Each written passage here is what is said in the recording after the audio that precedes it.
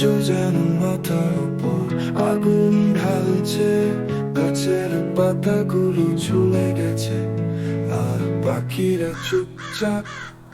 সেই সময় দূর আকাশ থেকে উড়ে এলো কাক মামা, ওর নাম ছিল কালু কাক।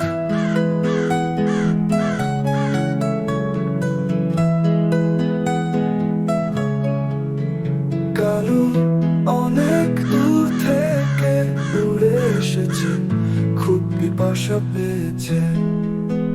হঠাৎ সে দেখলো মাঠের মাঝে পড়ে আছে একটা মাটির হাড়ি।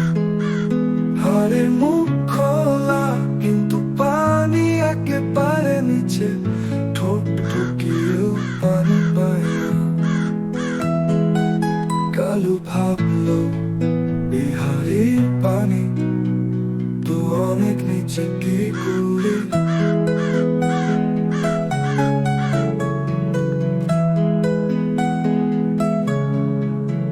হঠাৎ তার মাথায় এলো এক দারুণ বুদ্ধি।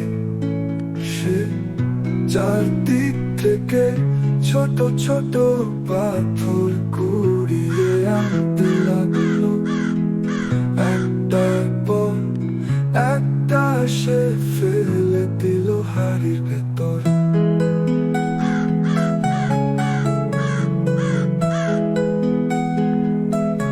একটু পর সে দেখলো জলটা ধীরে ধীরে উঠে আসছে। সব পাথর ফালার পর হাড়ির মুখে চলে এলো ঠান্ডা জল। কালু